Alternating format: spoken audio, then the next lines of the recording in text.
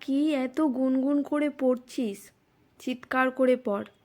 আমি যেন রান্নাঘর থেকে তোদের পড়ার আওয়াজ পাই। মায়ের এমন ধমকে আমরা দুই ভাই চিৎকার করেই পড়তাম। পড়া হয়ে গেলে যেই মাকে বলতাম, মা পড়া হয়ে গেছে, পড়া ধরবে তো? তখন মা বলতো, যা পড়েছিস সব খাতায় লেখ।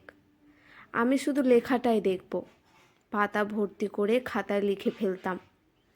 আমার মা শুধু খাতায় চোখটা বুলিয়ে নিয়ে বলতো, পরিষ্কার পরিচ্ছন্ন করে লিখতে হবে, খাতায় কাটাকুটি করা যাবে না, আরও ভালো করে লেখার চেষ্টা করো।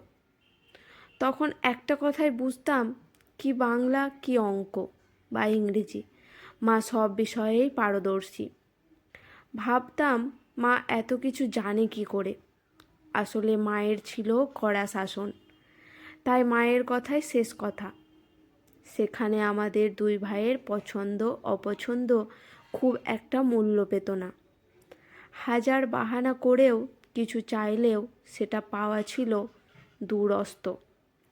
বাবা মারা যাওয়ার পর থেকে মাই হয়ে উঠেছিল আমাদের সর্বে সর্বা। সব কিছুই যেন নিয়মে বাঁধা।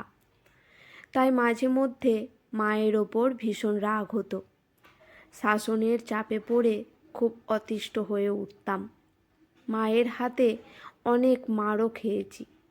সে যাই হোক, বড় হয়েছি, কলেজ ইউনিভার্সিটি কমপ্লিট করেছি মায়ের শাসনে থেকেই। শাসনের মধ্যে থেকেই পেয়েছি অনেক স্বাধীনতা। আজ বুঝি এই শাসনের কত মূল্য। মোটের ওপর আজ আমরা দুই ভাই প্রতিষ্ঠিত। ভাই ডাক্তার আর আমি গভর্নমেন্ট স্কুলে শিক্ষকতা করি। তারপর থেকে কেটেছে জীবনের অনেকগুলো দিন।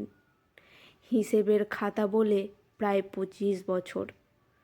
25 বছর পরের ঘটনা। আজ মাধ্যমিকের রেজাল্ট।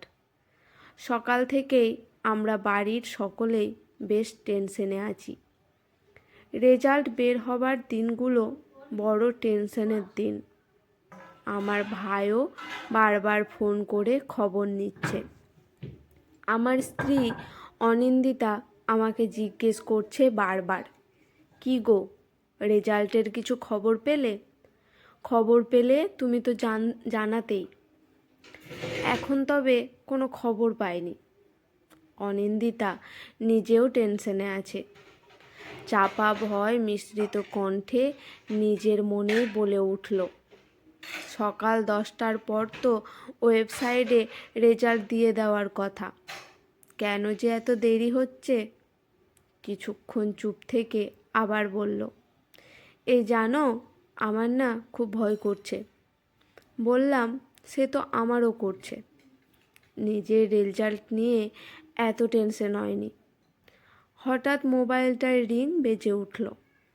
দেখি আমার ভাইয়ের ফোন। ভাইয়ের ফোন রিসিভ করেই জিজ্ঞাসা করলাম, রেজাল্টের খবর পেলি? দাদা ভীষণ আনন্দ হচ্ছে। আজ যে আমার কতটা আনন্দ হচ্ছে তোকে বলে বোঝাতে পারবো না। ফার্স্ট ডিভিশন একেবারে। বলিস কি রে? হ্যাঁ দাদা, জীবনে এত বড় আনন্দের খবর আমি আগে কখনো পাইনি। মা ফার্স্ট ডিভিশন পেয়েছে। ভাবতে পারছিস এটা কত বড় খুশির খবর?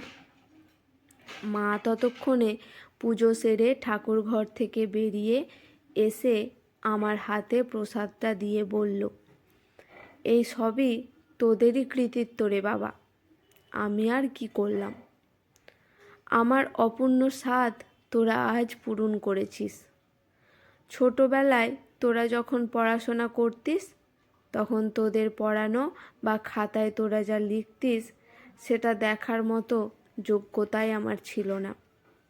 শুধু ভাবতাম আমি যা পারিনি আমার দুই ছেলে যেন তা করে দেখায়।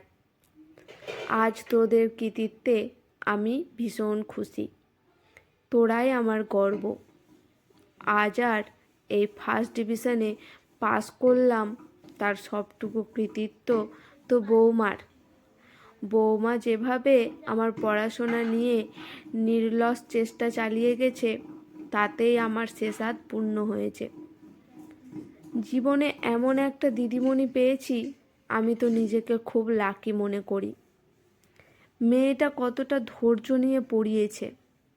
যখন বলতাম এটা আমার দ্বারা হবে না, তখন বলতো মানুষ পারে না এমন কিছু নেই, আর এই সবটুকুই তোদেরই অবদান। মাকে প্রণাম করে বললাম, না মা, তোমার শিক্ষা না থাকলে তা কী করে সম্ভব হতো। সন্তানদের মানুষ করার পিছনে মায়ের ভূমিকায় যে সব থেকে বড় কথা। জন্মের পর সেই প্রথম আলো দেখানোর দিন থেকেই যে শুরু হয়ে যায় সে শিক্ষা, যা পুঁথিগত শিক্ষার থেকেও অনেক বড়। আমাদের এই দুই ভাই বড় হওয়ার পিছনে শিক্ষাগত যোগ্যতার যত সার্টিফিকেট আছে, এগুলো তো সব তোমারই প্রাপ্য। তুমি তো মানুষ হতে শিখিয়েছ আমাদের, তুমিই তো বড় শিক্ষিকা। আমাদের জীবন পথে পাথেয় হয়ে থাকবে মায়ের শিক্ষা। সব থেকে বড় কথা, এটাই হচ্ছে শ্রেষ্ঠ মানুষ হওয়ার শিক্ষা। আজকের গল্পটি এখানেই সমাপ্ত। গল্পটি কেমন লাগলো অবশ্যই নিচে কমেন্ট করে জানাবেন। যদি গল্পটি ভালো লেগে থাকে একটি লাইক দিয়ে পাশে থাকবেন।